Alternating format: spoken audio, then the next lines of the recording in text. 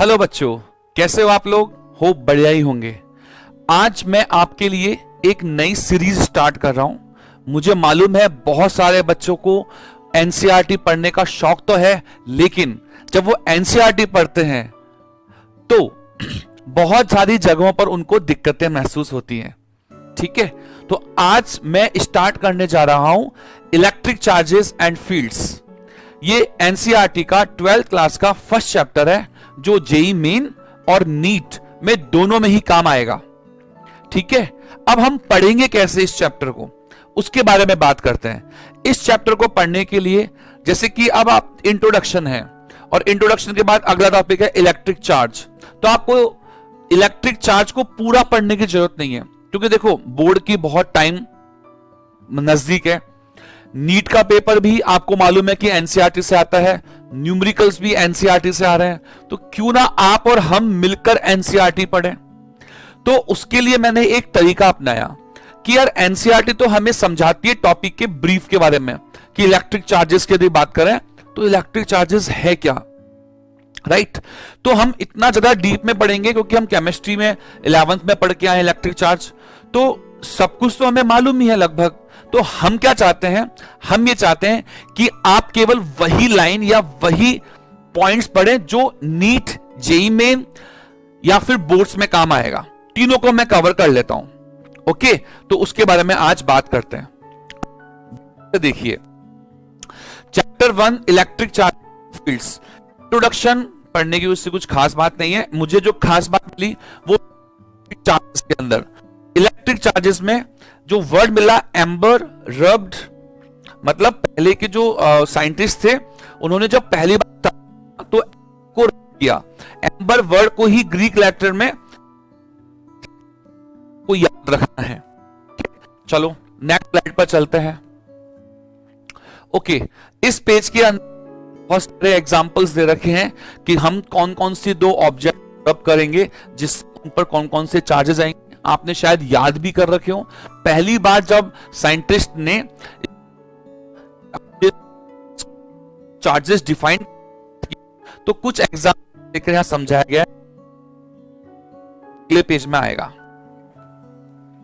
Now अगले page में देखिए, अगले पेज में ऊपर नाम लिखा हुआ है कि सबसे वो साइंटिस्ट का नाम चार्जेस के नाम दिए, वो है बेंजामिन फ्रैंकलिन। ठीक है, बेंजामिन फ्रैंकलिन ने सबसे पहले चार्जेस का नाम दिया।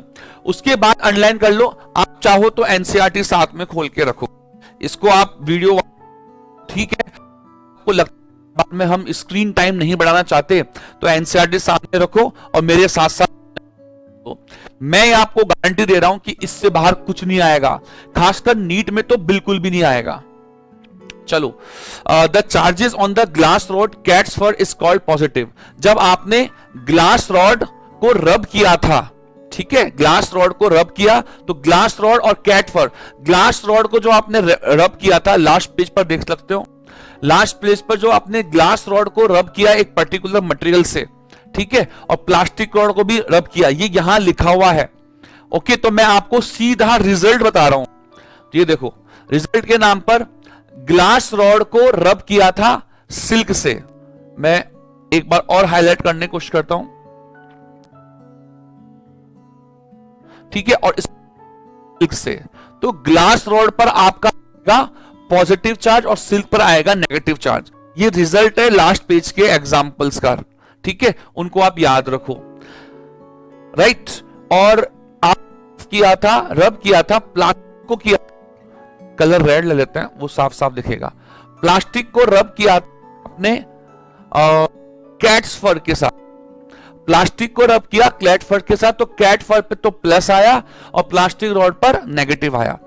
आप आराम से देख सकते हो कि कौन सा चार्ज कहां गया। सबको मालूम है पॉजिटिव चार्ज से नेगेटिव चार्ज, यदि दो बॉडीज को रब कर रहे हो, किसी पर पॉजिटिव चार्ज आ रहा है तो इसका मतलब ये कि उस बॉडी से, पॉजिटिव चार्ज वाली बॉडी से इलेक्ट्रॉन निकल गए हैं और वो कहां पहुंच गए हैं, नेगेटिव वाले पर। ठीक है, तो लास्ट पेज को पूरा पढ़ने की जरूरत नहीं है, आप बस इन रिजल्ट को याद रख लो। ओके, नेक्स्ट स्लाइड में ये एक्सपेरिमेंट समझाया है, ठीक है।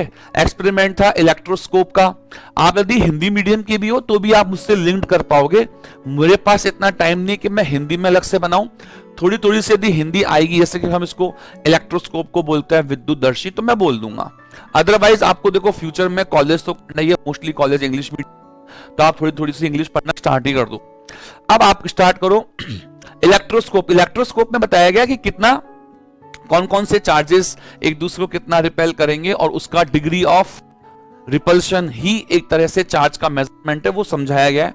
मुझे नहीं लगता कि इसमें से कुछ नया क्वेश्चन बन पाएगा, तो मैं गया अगले पेज पर। यस, अगले पेज पर फिर मैंने अंडरलाइन करो, मेरे साथ करो। A glass rod with silk, some of electrons from rod are transfer to the silk cloth. मैंने क्या कहा था, पूरा की जरूरत ही नहीं है। आगे रिजल्ट पूरा सामने है, राइट। हाँ, यदि आप 11th क्लास के बच्चे हो और आप पहली बार पढ़ रहे हो, तो मैं तो चाहूंगा कि आप एनसीईआरटी की एक एक लाइन पढ़ो जब आप जैसे ही 12th स्टार्ट करते हो। यदि आपने 11th में नहीं किया है ये प्रोसेस फॉलो, जहां टीचर्स नहीं करवाते हैं, मैं करवाता हूं, और भी कुछ अच्छे अच्छे टीचर्स करवाते हैं, लेकिन आपको 12th में आने के बाद एक एक लाइन पढ़नी है। मैं 11th की भी एक सीरीज स्टार्ट करूंगा, फिलहाल मैं 12th की स्टार्ट कर रहा हूं। क्यों कर रहा हूं 12th की? क्योंकि अभी बोर्ड पास में है और नीट पास में है, तो मैं सोचा कि पहले 12th को निपटा दो ताकि इनका बोर्ड का भी पॉइंट क्लियर हो जाएगा। तो भी आगे ना बात घूम फिर के, ग्लास रॉड को रब किया गया किससे? ग्लास रॉड को रब किया गया सिल्क क्लॉथ से, जिससे क्या हुआ, ग्लास रॉड पाया पॉजिटिव और सिल्क पाया नेगेटिव। इलेक्ट्रॉन कहां से कहां जा रहे हैं वो भी लिखा हुआ है। चलो आगे बढ़ते